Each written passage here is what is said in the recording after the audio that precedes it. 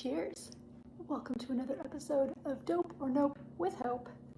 And today I'm doing The Poppy Fields by Nikki Erlick. I have read from this author before. I think, what is it called? The Measure? Yes. And I remember having an okay time with it. It wasn't the best book of all time, but it was definitely something I enjoyed reading. And I have an ARC copy of her next book that comes out in June. When does it say exactly when in June? It doesn't say exactly when. So this book comes out in the next few weeks anyways, and I thought I would give it a go, see how it stacks up against everything else I've read by her, well, the one other book I read by her, but see how this goes. You're following 4 different people, and I guess there's this new, what are they calling it? A new treatment, and it takes grief away, or it allows you to sleep through your grief, but there are some more sinister side effects. That's what I got from the very tiny little synopsis on the back here, but it is fairly short, just over 300 pages, 306 pages or so. I have the afternoon to just read. I had a very busy morning, and I am looking forward to having my coffee, having a couple tiny little cookies, reading my book, and I figured I'm going to bring you along with me for the process because it is an ARC, and who knows, maybe it's something that you're going to want to pick up when you can get your hands on it. So let's find out and get to reading.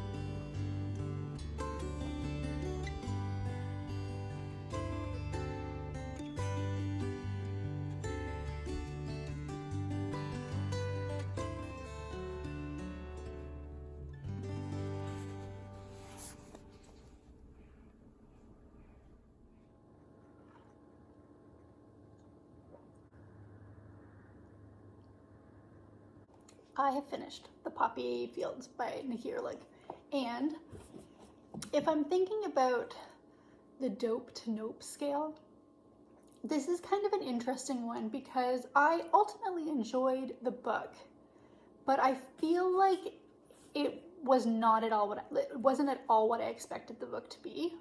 So there is a tiny little synopsis on the back, and it makes it seem much more kind of thriller and like kind of sci-fi leaning than it actually ends up being.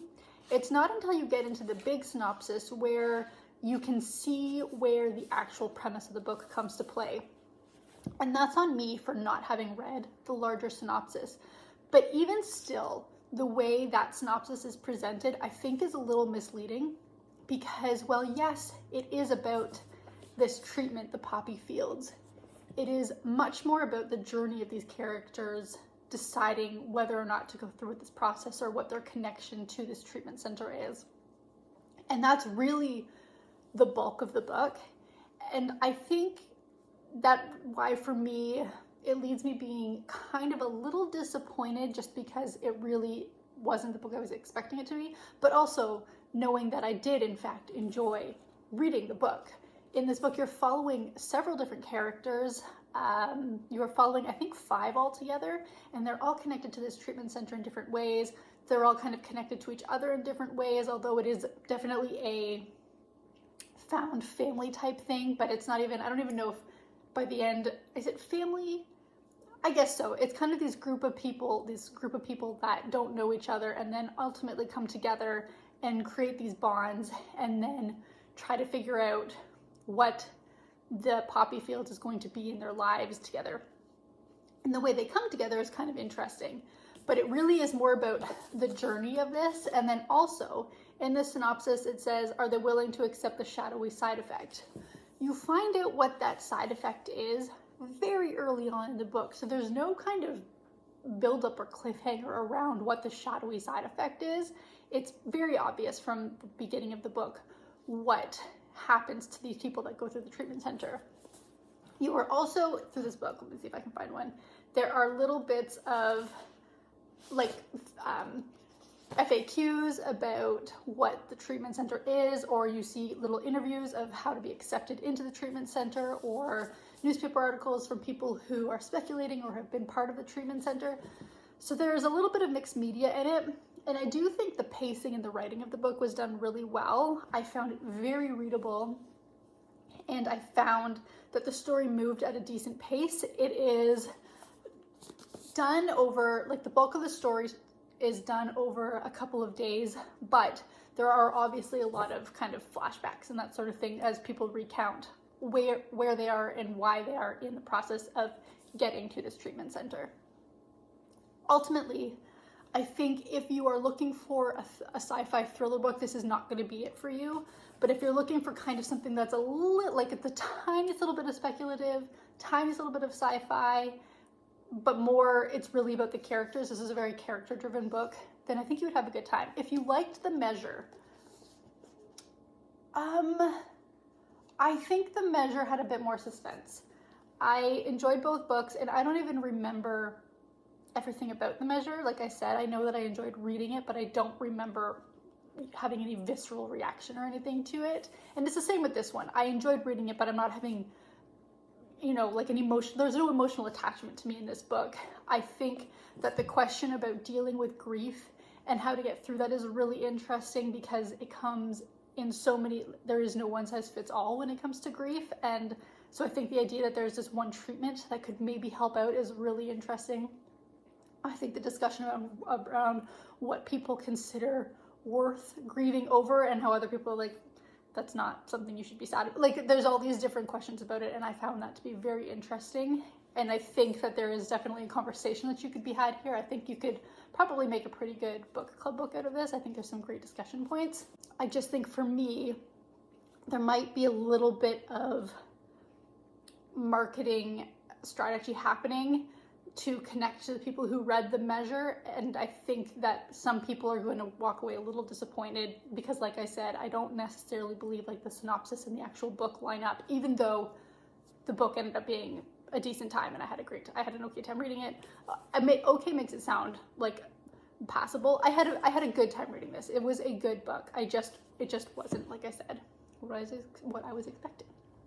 So ultimately, would I recommend it? Yeah, I would.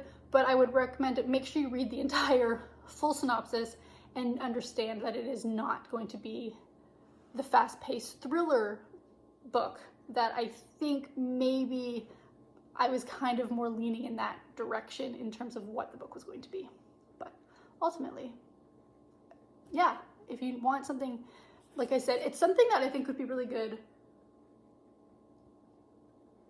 Like if you're traveling somewhere, it's definitely a book you could read on a plane, or you could put down and come back to. Like, it's not one that you're going to need to focus super heavy on to read through, I don't think. It's a beach read without it being super fluffy beach read, if that makes any sense. I don't know if it does, but it does in my head, and that's what I'm going to go with. But there we have it. That is The Poppy Fields by Nikki Erlick. Dope or nope? It's kind of hard. I can't really put it in one side of the spectrum or the other. It's kind of a middling to dope, definitely. But that's where we end up on this one. So thank you for joining me. If you are going to read this one, or if you have read it, let me know what you think, and I will see you in the next video. Bye.